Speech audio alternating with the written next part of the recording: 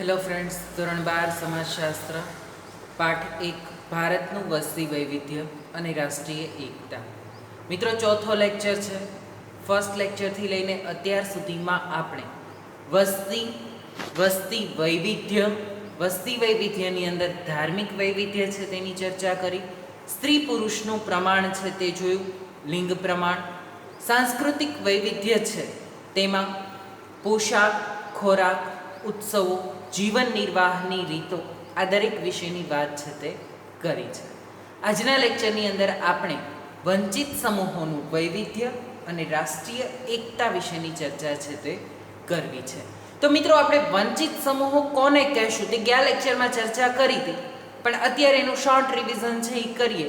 તો વંચિત સમૂહો એટલે પ્રાચીન સમયમાં જે વર્ણ વ્યવસ્થા હતી, બ્રાહ્મણ, ક્ષત્રિય, વૈશ્ય અને શૂદ્ર, અને આ વર્ણ વ્યવસ્થા મુજબ કેટલીક જ્ઞાતિઓ છે તે સમાજમાં તેને પોતાનો વિકાસ સાધવાની પૂર્ણ તક છે તે પ્રાપ્ત થઈ ન હતી, અને પરિણામે યોગ્ય વિકાસની તક પ્રાપ્ત ન થવાને કારણે તે લોકોનો સંપૂર્ણપણે જે સર્વાંગી વિકાસ થવો જોઈએ તે થઈ શક્યો નહીં. આઝાદી બાદ ભારત સરકાર દ્વારા એવું નક્કી કરવામાં આવ્યું કે આવી જેટલી જ્ઞાતિઓ છે તેને વંચિત સમૂહોમાં સમાવિષ્ટ કરવામાં આવે અને તેઓને કેટલીક ખાસ ફેસિલિટીઝ છે તે આપવામાં આવે, એટલે કે વિશેષ સુવિધાઓ છે તે આપવામાં આવે, અને તેના દ્વારા આ જ્ઞાતિઓ છે તે અન્ય સમાજની માફક પોતાનો યોગ્ય રીતે વિકાસ કરી શકે તે માટેના પ્રયાસો કરવા. આ વંચિત સમૂહોની અંદર મુખ્ય 3 જ્ઞાતિઓનો સમાવેશ થાય છે: અનુસૂચિત જાતિ, અનુસૂચિત જનજાતિ અને અન્ય પછાત વર્ગ. અનુસૂચિત જાતિ એટલે કે શેડ્યુલ કાસ્ટ. શેડ્યુલ કાસ્ટની અંદર દલિતોનો સમાવેશ છે એ કરવામાં આવે છે, જેના ભાગે સફાઈનું કાર્ય છે તે વર્ણ વ્યવસ્થા મુજબ આવેલું હતું, અને આ કાર્યના કારણે તે લોકોને શિક્ષણ મેળવવાના અને બધા અધિકારોથી વંચિત છે એ રાખવામાં આવતા હતા. તો શેડ્યુલ કાસ્ટ. અનુસૂચિત જનજાતિ એટલે શેડ્યુલ ટ્રાઇબ્સ, આદિવાસી પ્રજા તરીકે આપણે જેને ઓળખીએ છીએ તે. આ આદિવાસી પ્રજાઓ છે તેની ઓળખ એવી છે કે દુર્ગમ જંગલો કે પહાડો ઉપર જે લોકો વર્ષોથી છે એ વસવાટ કરતા હોય છે તે પ્રજાને આદિવાસી પ્રજા તરીકે છે એ ઓળખવામાં આવે છે. આ પ્રકારની પ્રજા છે તે સભ્ય સમાજના સંપર્કમાં જ ન હતી, અને તેના કારણે તેઓનું પણ વિકાસ છે તે યોગ્ય રીતે થઈ શક્યો નથી. અને અન્ય પછાત વર્ગો એટલે કેટલીક નીચલી જ્ઞાતિઓ કે જે સામાજિક અને શૈક્ષણિક રીતે પછાત થતી, બરાબર છે, અધર બેકવર્ડ ક્લાસીસ, જેને અન્ય પછાત વર્ગો તરીકે પણ ઓળખવામાં આવે છે. આપણે સામાન્ય ભાષામાં જેને બક્ષીપંચ તરીકે પણ ઓળખાવીએ છીએ. તે ભારતમાં આદિવાસી જાતિનું પ્રમાણ છે એ કેટલું છે? તો તેઓની જનસંખ્યા છે તે 1,94,07,054. 1951ની વસ્તી ગણતરી મુજબ આદિવાસી લોકોની જનસંખ્યા આટલી હતી, કુલ વસ્તીના 2.26%. 2011ની વસ્તી ગણતરી મુજબ 10,42,81,034, એટલે કુલ વસ્તીના 8.60% લોકો છે તે આદિવાસી હતા, બરાબર છે. આ અનુસૂચિત જનજાતિના લોકો છે અલગ અલગ વિસ્તાર પ્રમાણે અલગ અલગ પ્રકારની સંખ્યા છે તે ધરાવે છે. ભારતમાં સૌથી વધારે આદિવાસી વસ્તી મિઝોરમમાં છે. મિઝો જાતિના લોકો, જો પૂર્વના જે ભૂગોળમાં પણ આપણે ભણવામાં આવશે, પૂર્વના જે 7 રાજ્યો છે, 7 સિસ્ટર્સ તરીકે તેને ઓળખવામાં આવે છે, બરાબર છે. આ રાજ્યોમાંથી મોટા ભાગના રાજ્યો છે તેમાં આદિવાસી લોકોએ પોતાની અલગ રાજ્યની માંગણી કરેલી હતી, જેમાં મિઝો જાતિના લોકોએ મિઝોરમની માંગણી કરી હતી, નાગા જાતિના લોકોએ નાગાલેન્ડની માંગણી છે એ કરી હતી, બરાબર છે. અત્યારે બોડો જાતિના લોકો છે એ નાગાલેન્ડમાંથી પણ એક અલગ રાજ્યની માંગણી કરી રહ્યા છે, બોડોલેન્ડ, બરાબર છે. પણ હજી એ રાજ્ય છે એ અલગ કરવામાં આવેલું નથી, પરંતુ મિઝોરમ ને એ બધા વિસ્તારોમાં છે પહાડી પ્રદેશો છે આખા, અને ત્યાં આ વિસ્તારોમાં આ લોકોની સંખ્યા છે તે વધારે પ્રમાણમાં જોવા મળે છે. ભારતમાં સૌથી વધારે આદિવાસીની વસ્તી મિઝોરમમાં 94.97%, જ્યારે સૌથી ઓછી વસ્તી યુપીમાં, ઉત્તર પ્રદેશમાં 0.57%, જ્યારે ગુજરાતના ડાંગ જિલ્લામાં, જો ગુજરાતની કુલ વસ્તી નથી, ગુજરાતના ડાંગ જિલ્લામાં 94.65% સૌથી વધુ અને ભાવનગરમાં 0.32% સૌથી ઓછી આદિવાસી વસ્તી જોવા મળે છે. ડાંગમાં આદિવાસી લોકોનું જ પ્રમાણ સૌથી વધારે છે અને ભાવનગરમાં સાવ તદ્દન ઓછું પ્રમાણ છે તે આદિવાસી પ્રજાનું જોવા મળે છે.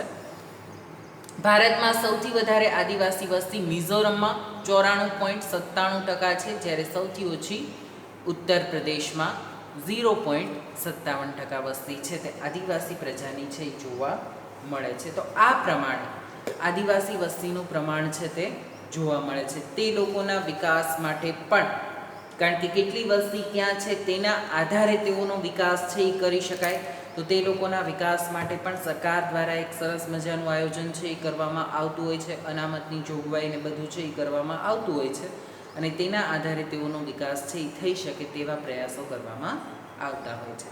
પુસ્તક મુજબ જોઈએ તો સ્વતંત્રતા, સમાનતા, બંધુતા, બિન સાંપ્રદાયિકતાના મૂલ્યોથી પ્રેરિત બંધારણને સમાજના પ્રત્યેક નાગરિકને મૂળભૂત અધિકારો આપ્યા છે. કે સમાજનો પ્રત્યેક નાગરિક, ભારતની અંદર જેટલા નાગરિકો વસવાટ કરે છે તેને મૂળભૂત અધિકારો છે એ આપવામાં આવેલા છે. પહેલો અધિકાર છે કયો છે? સ્વતંત્રતા. બરાબર છે. મૂળભૂત 6 હકો આપણને પ્રાપ્ત થયેલા છે. તેમાં સ્વતંત્રતાનો હક, સમાનતાનો હક, બંધુતા, બિન સાંપ્રદાયિકતાના મૂલ્યોથી પ્રેરિત સમાજના પ્રત્યેક નાગરિકને આ બધા અધિકારો છે એ આપવામાં આવ્યા છે. સાથોસાથ સમાજના વંચિત સમૂહો માટે વિશેષ જોગવાઈ કરીને તેમના ઉત્કર્ષ માટેના પ્રયત્નો કર્યા છે. ઉત્કર્ષ એટલે કે વિકાસ માટેના પ્રયાસો છે એ સરકાર દ્વારા કરવામાં આવેલા છે. આ વંચિત સમૂહો મુખ્યત્વે 3 કેટેગરીમાં સમાવેશ થાય છે, જેની આપણે ચર્ચા કરી. અનુસૂચિત જાતિ SC, શેડ્યુલ કાસ્ટ અનુસૂચિત જનજાતિ ST, શેડ્યુલ ટ્રાઇબ્સ, અન્ય પછાત વર્ગો અધર બેકવર્ડ ક્લાસીસ OBC. બરાબર છે. તેની વસ્તી ગુજરાતમાં 1951ની વસ્તી ગણતરી મુજબ અને 2011ની વસ્તી ગણતરી મુજબ તમારે આંકડા અને ટકાવારી બંને યાદ રાખવાનું છે. આંકડા મુજબ 1951માં 1,91,47,054 અને 2011ની વસ્તી ગણતરી મુજબ 10,42,81,034 8.60%. બરાબર છે. આ પ્રમાણે તેઓની વસ્તી રહેલી છે. ભારતમાં રાજ્યવાર અનુસૂચિત જનજાતિની વસ્તી છે તે આપણે જોઈએ તો ભારતમાં મોટા ભાગના રાજ્યો અને કેન્દ્ર શાસિત પ્રદેશોમાં ઓછા વત્તા પ્રમાણમાં અનુસૂચિત જનજાતિની વસ્તી જોવા મળે છે. દરેક રાજ્યમાં અનુસૂચિત જનજાતિની વસ્તી પરિશિષ્ટ 2માં જોઈ શકાય છે. તમારા પાઠ્યપુસ્તકની પાછળ પરિશિષ્ટ 2 આપેલું છે તે તમે જુઓ અત્યારે, જેમાં જમ્મુ કાશ્મીર, હિમાચલ પ્રદેશ, પંજાબ, ચંદીગઢ, ઉત્તરાંચલ, હરિયાણા, દિલ્હી, રાજસ્થાન, બિહાર, સિક્કિમ, અરુણાચલ પ્રદેશ, નાગાલેન્ડ, મણિપુર, મિઝોરમ, ત્રિપુરા, મેઘાલય, અસમ, પશ્ચિમ બંગાળ, ઝારખંડ, આ દરેક રાજ્યો સિવાય ઓરિસ્સા, છત્તીસગઢ, મધ્યપ્રદેશ, ગુજરાત, દાદરાનગર હવેલી, મહારાષ્ટ્ર, આંધ્રપ્રદેશ, કર્ણાટક, ગોવા, લક્ષદ્વીપ, કેરેલા, તમિલનાડુ, પોંડિચેરી, અંદમાન નિકોબાર, આ દરેક વિસ્તારોમાં કુલ 8.61% આદિવાસીની વસ્તી છે એ પાછળ આપેલી છે. કયા વિસ્તારની કુલ વસ્તી કેટલી છે અને તેમાંથી આદિવાસી પ્રજા કેટલા પ્રમાણમાં રહે છે, તો તેમાં છે એ તમે જોયું કે સૌથી વધુ આદિવાસી પ્રજા છે તે કયા રાજ્યમાં છે? મિઝોરમમાં છે. તમે જોઈ શકો છો 94.97%.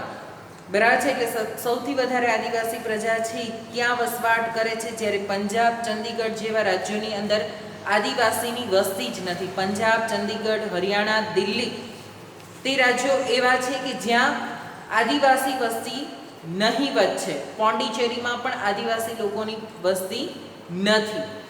સૌથી ઓછું આદિવાસીનું પ્રમાણ છે તે છે ઉત્તર પ્રદેશ, એટલે કે યુપીની અંદર. ત્યાં આદિવાસીની કુલ વસ્તીના આધારે જોઈએ તો ઉત્તર પ્રદેશમાં આદિવાસીની વસ્તી છે તે તદ્દન ઓછી જોવા મળે છે. એટલે કે કુલ વસ્તીના 0.2% કુલ વસ્તીના 0.57% છે તે આદિવાસી વસ્તી છે તે યુપીની અંદર જોવા મળે છે. તો આ પ્રમાણે અલગ અલગ રાજ્યોની અંદર અલગ અલગ પ્રકારનું આદિવાસીનું પ્રમાણ છે તે આપેલું છે. તમારે બધા જ યાદ રાખવાના નથી. સૌથી વધારે, સૌથી ઓછી ગુજરાતમાં, સૌથી વધારે ક્યાં અને સૌથી ઓછી કયા રાજ્યમાં, એટલે કે સૌથી વધારે આપણે જોયું તે મિઝોરમ, સૌથી ઓછી ઉત્તર પ્રદેશ, ગુજરાતમાં સૌથી વધારે ક્યાં ડાંગ જિલ્લામાં અને સૌથી ઓછી વસ્તી ક્યાં ભાવનગરમાં. બરાબર છે. એટલે એ જ બાબત છે તે તમારે યાદ રાખવાની છે. બાકીના કોઈ ડિજિટ છે યાદ રાખવાની જરૂર નથી. ગુજરાતમાં અનુસૂચિત જનજાતિની વસ્તી દરેક જિલ્લામાં ઓછા વત્તા પ્રમાણમાં જોવા મળે છે, જે પરિશિષ્ટ 3માં જોઈ શકાય છે. બરાબર છે. પછી જો તમે પરિશિષ્ટ 3 આપેલું છે તેમાં ગુજરાતની વસ્તી છે તે દર્શાવેલી છે. ગુજરાતમાં જિલ્લાવાર અનુસૂચિત જનજાતિની વસ્તી 2011ને જોતા સૌથી વધુ અનુસૂચિત જનજાતિની વસ્તી ડાંગ જિલ્લામાં છે અને સૌથી ઓછી વસ્તી ભાવનગરમાં છે. ગુજરાતમાં લગભગ પ્રત્યેક જિલ્લામાં અનુસૂચિત જનજાતિ વત્તા ઓછા અંશે વસવાટ કરે છે, પરંતુ રાજ્યની પૂર્વ પટ્ટીમાં મોટાભાગની વસ્તી વસવાટ કરતી જોવા મળે છે. એટલે કે ગુજરાતના અલગ અલગ વિસ્તારમાં અલગ અલગ પ્રકારની વસ્તી છે તે જોવા મળે છે. હવે આપણે નવો મુદ્દો શરૂ કરીએ. રાષ્ટ્રીય એકતા પાઠના ટાઇટલમાં જ આપેલું છે. અત્યાર સુધી આપણે જે જોયું તે શું જોયું? ભારતનું વસ્તી વૈવિધ્ય. બરાબર છે. શેના આધારે આપણે વસ્તી વૈવિધ્ય છે તે જોયું, તેનું પણ એક રિવિઝન છે એ કરીએ. તો સૌથી પહેલું વસ્તી વૈવિધ્ય છે આપણે શેના આધારે જોયું? ધર્મના આધારે જોયું ને. બરાબર છે કે ધર્મના આધારે છે તે સૌથી વધુ વસ્તી, સૌથી ઓછી વસ્તી, કયા કયા ધર્મના લોકો છે એ આપણા દેશમાં વસવાટ કરે છે તે જોયું. ત્યાર પછી લિંગના આધારે સ્ત્રી પુરુષનું વૈવિધ્ય, કયા રાજ્યમાં સ્ત્રીઓનું પ્રમાણ વધારે છે, કયા રાજ્યમાં પુરુષોનું પ્રમાણ વધારે છે તે જોયું. ત્યાર પછી સાંસ્કૃતિક વૈવિધ્ય અને છેલ્લે વંચિત સમૂહોનું વૈવિધ્ય. બરાબર છે. હવે પાઠનો બીજો મુદ્દો છે રાષ્ટ્રીય એકતા.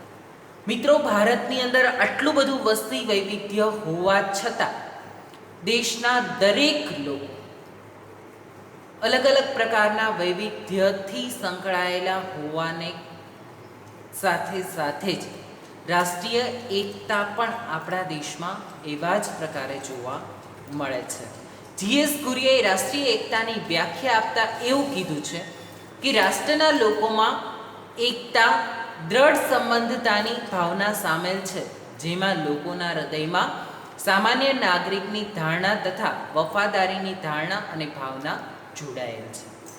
બરાબર છે કે રાષ્ટ્ર માટે આપણી વફાદારીની ભાવના છે તે જોડાયેલી હોય છે અને તે જ છે આપણી રાષ્ટ્રીય એકતા. તે જ દર્શાવે છે કે આપણે બધા હળીમળીને રહીએ છીએ.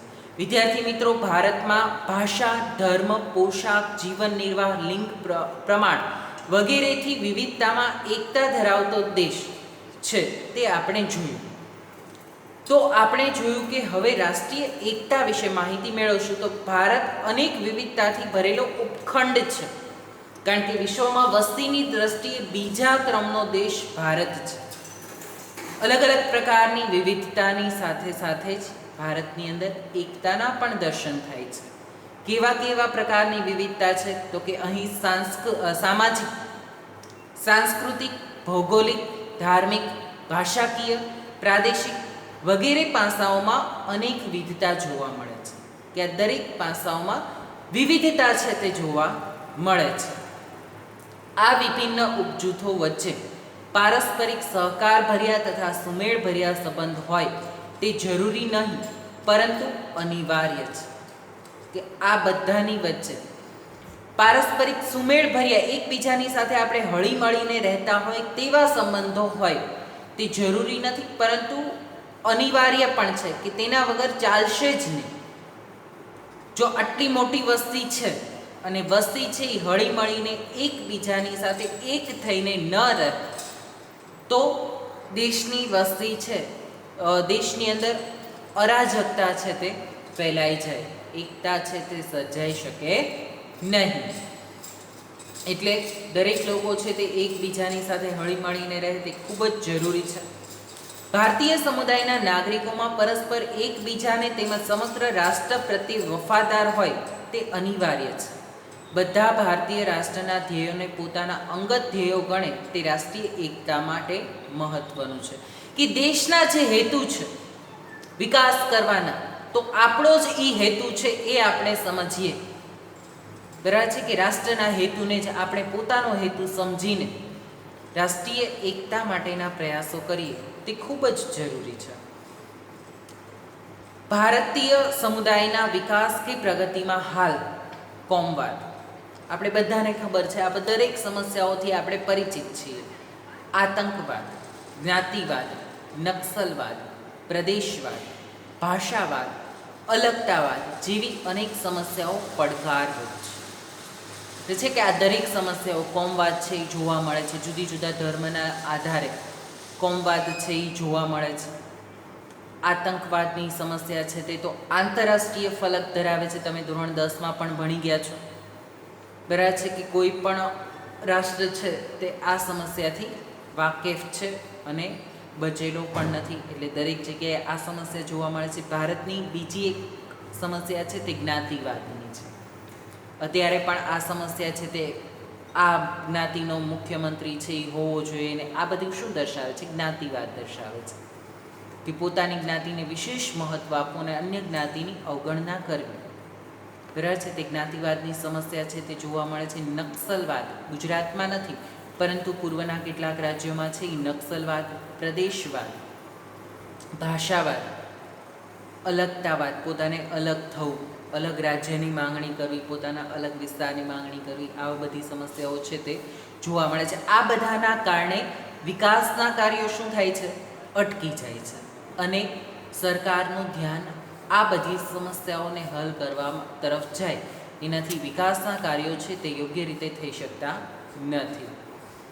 આ સમસ્યાઓને હલ કરીને રાષ્ટ્રીય એકતા પ્રસ્થાપિત કરવી આવશ્યક એટલે કે જરૂરી છે.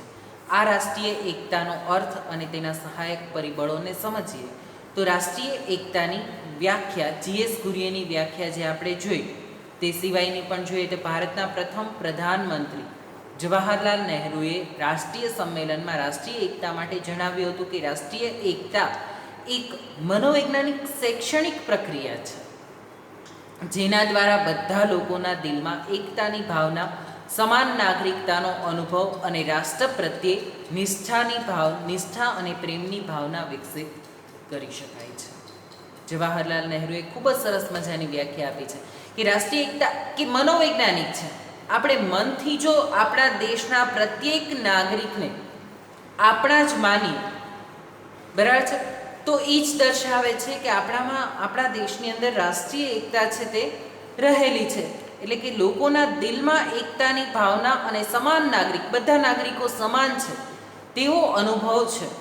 અને રાષ્ટ્ર પ્રત્યે નિષ્ઠા, જેમ આપણા પરિવાર માટે, આપણી પોતાની જાત માટે આપણી નિષ્ઠા હોય છે, તે જ નિષ્ઠા જો રાષ્ટ્ર પ્રત્યે આપણે દર્શાવીએ તો તેના દ્વારા એકતા છે તે પ્રસ્થાપિત કરી શકાય છે.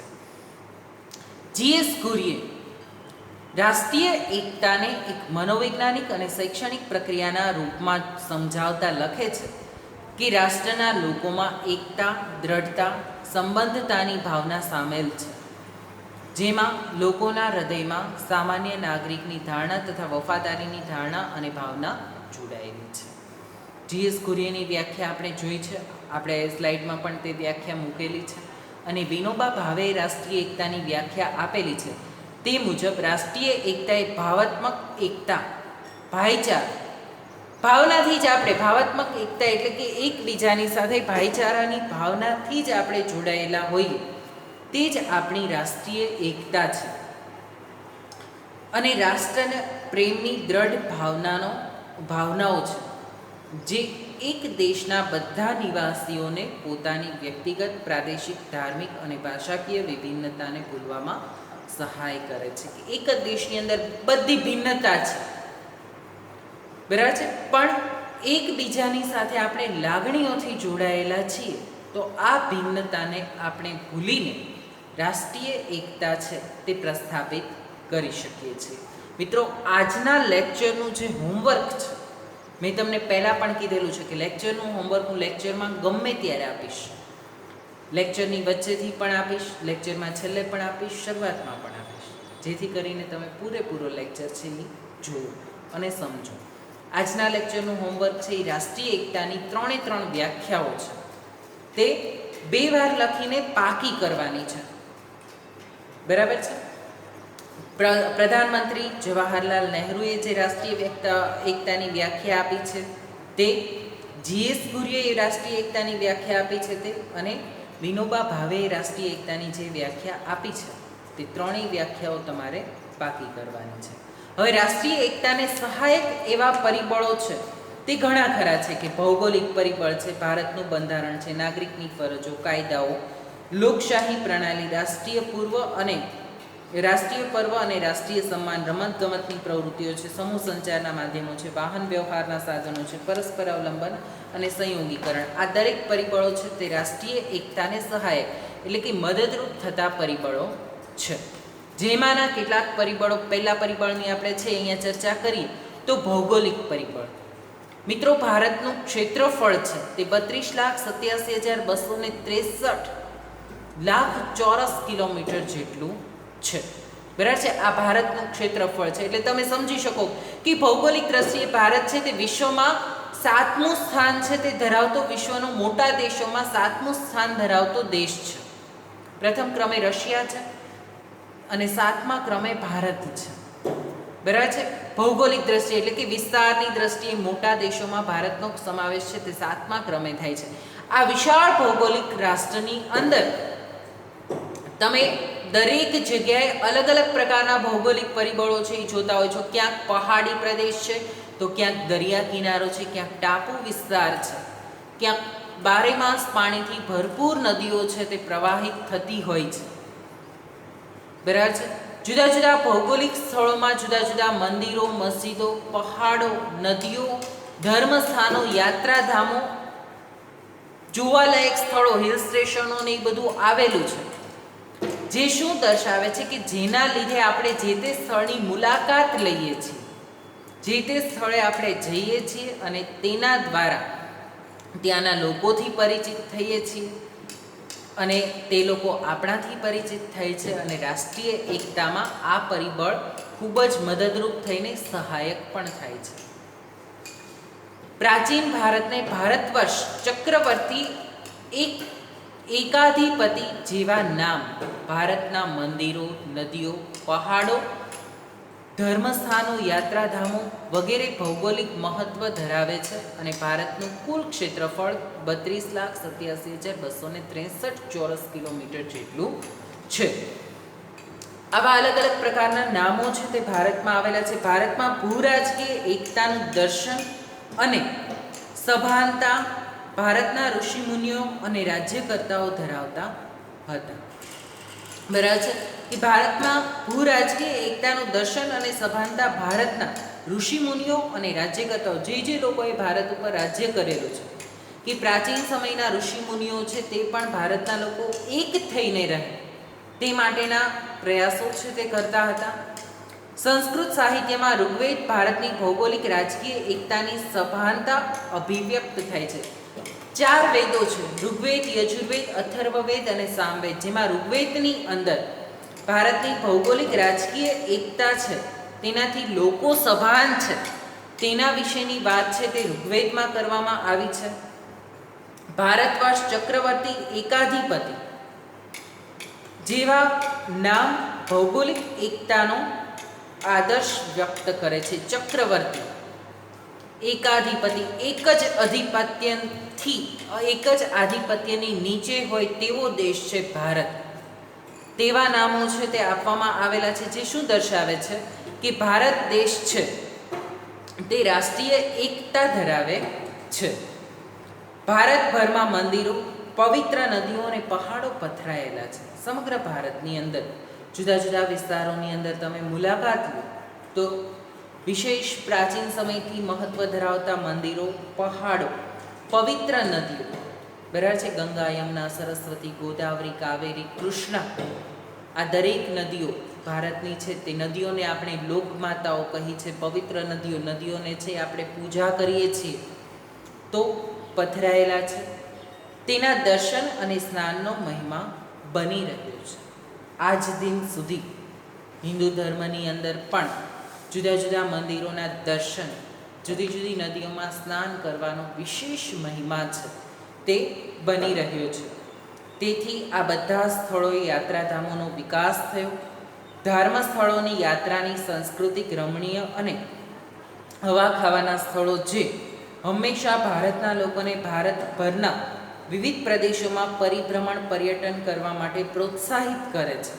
તેનાથી ભૌગોલિક રાજકીય એકતા દ્રઢીભૂત થાય છે.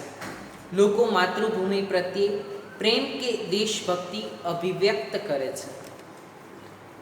ભૌગોલિક દ્રષ્ટિથી ભારતની સીમાઓ ઉત્તરમાં કાશ્મીર અને હિમાલયથી લઈને દક્ષિણમાં કન્યાકુમારી, પૂર્વમાં અસમ, મણિપુરથી લઈને પશ્ચિમમાં ગુજરાત સુધી ફેલાયેલી છે. સમગ્ર ભારત 32,87,263 ચોરસ કિલોમીટર વિશાળ વિસ્તારમાં ફેલાયેલો છે. આ વિશાળ ભૂભાગમાં 121 કરોડની વસ્તી ધરાવતો જનસમૂહ આ દેશમાં વસવાટ કરે છે, એટલે કે આપણા દેશની અંદર વસવાટ કરે છે. મેદાની વિસ્તારો, પહાડો, નદીઓ, સમુદ્ર, જંગલ અને રણ જેવી ભૌગોલિક વિશિષ્ટતાઓ ધરાવતો આપણો દેશ ભારત છે, કે આ દરેક પ્રકારની વિવિધતા છે. ગુજરાત છે તે અરબ સાગરના કિનારે છે, બરાબર છે. આ સિવાય પશ્ચિમના બધા જ રાજ્યો છે તે અરબ સાગર, દક્ષિણે હિન્દ મહાસાગર અને પૂર્વમાં બંગાળાનો ઉપસાગર, બરાબર છે. જુદા જુદા વિસ્તારમાં અલગ અલગ પ્રકારના જમીનો આવેલી છે, જંગલો આવેલા છે, રણ પ્રદેશો આવેલા છે, નદીઓ આવેલી છે. આ દરેક બાબતે વિવિધતા છે તે જોવા મળે છે અને તેની મુલાકાત આપણે લઈએ છીએ. તેના દ્વારા તે એકતા તરફ લઈ જાય છે.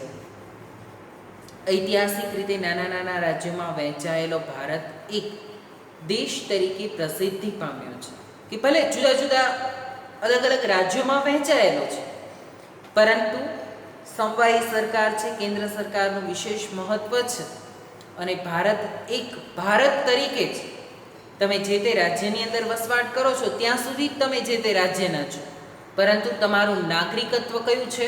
ભારતીય છે.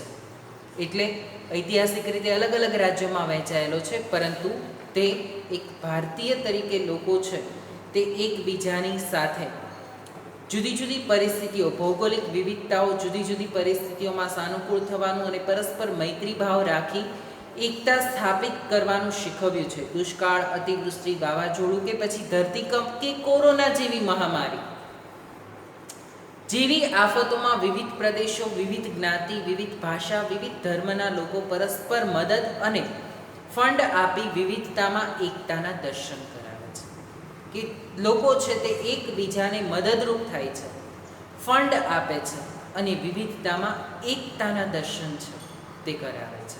આમ ભારત છે તે દરેક દ્રષ્ટિએ વિશેષ મહત્ત્વ ધરાવતું રાષ્ટ્ર છે તે જોવા મળે છે, કે આ ભૌગોલિક પરિબળ છે તે તેની વિવિધતા જ, કે બધી જગ્યાએ એક સરખું હોત ને તો કદાચ આપણે એક સ્થળેથી બીજા સ્થળે ન જાય, પરંતુ એક સ્થળેથી બીજા સ્થળની આપણે મુલાકાત લઈએ છીએ તેની પાછળનું કારણ શું છે?